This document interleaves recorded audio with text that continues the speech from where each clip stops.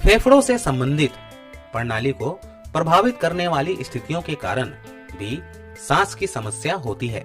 वहीं फेफड़ों और ब्रोंकाइल ट्यूब्स में सूजन होना सांस फूलने की आम कारण होते हैं। जी हाँ, दौड़ते हुए सांस चढ़ना एक आम बात है, लेकिन थोड़ा दौड़ने पर ही सांस फूल जाना वो भी आम बात है। दौड़ने से पहले खुद को वार्म अप न करना सांस फूलने का एक मुख्य कारण है। साथ ही साथ दौड़ते समय सही तरीके से सांस न लेना भी सांस चढ़ने का एक कारण है।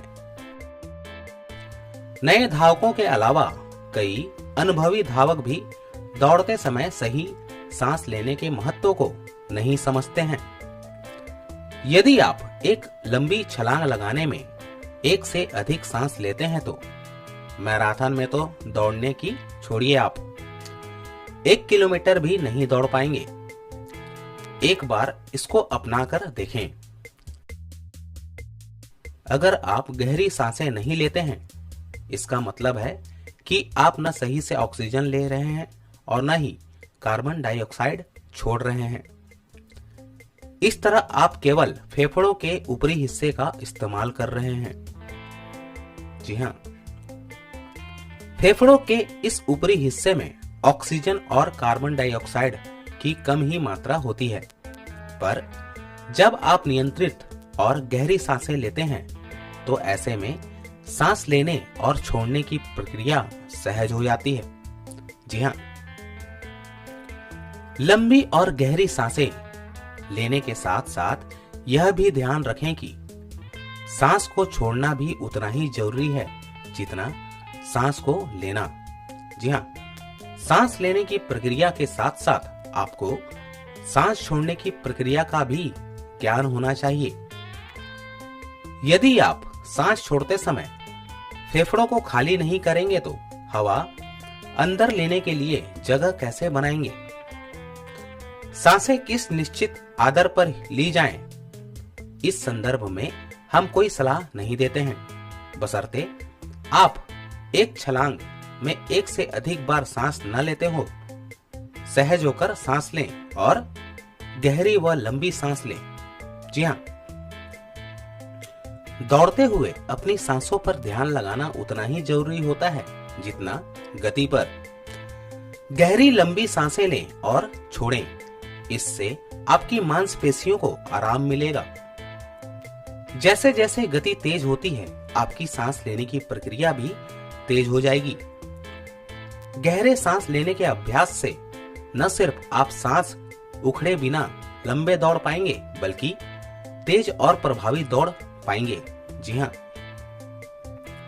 दौड़ लगाने से पहले 5 मिनट आप केवल अपनी सांसों पर ध्यान लगाएं। हमारी सलाह होगी कि आप गहरी और लंबी सांसें लें, उसे 1-2 मिनट तक रखें और फिर सांस बाहर छोड़ें। ऐसा करने से आप समझ जाएंगे कि आप सहज महसूस कर रहे हैं।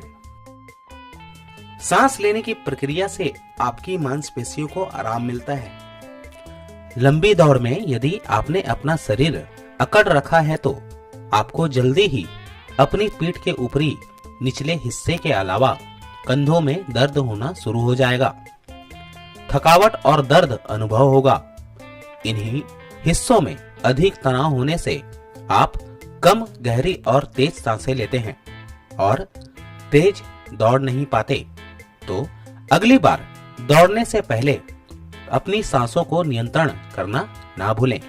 जी हाँ, तो ये थे फ्रेंड्स, कम दौड़ने पर ही अगर फूल जाती हैं सांसें तो जरूर देखें। जी हाँ,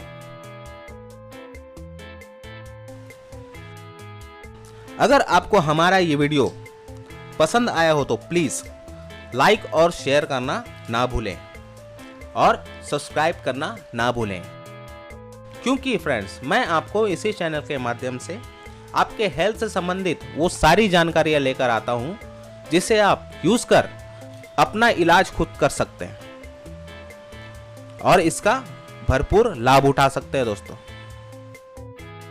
फ्रेंड्स, आप अपना बहुमूल्य सुझाव हमें कमेंट बॉक्स में लिखकर भेज सकते हैं। दोस्तों और साथ साथ बीमारियों से संबंधित सवाल भी हमसे पूछ सकते हैं, हम उसका जवाब जरूर देंगे।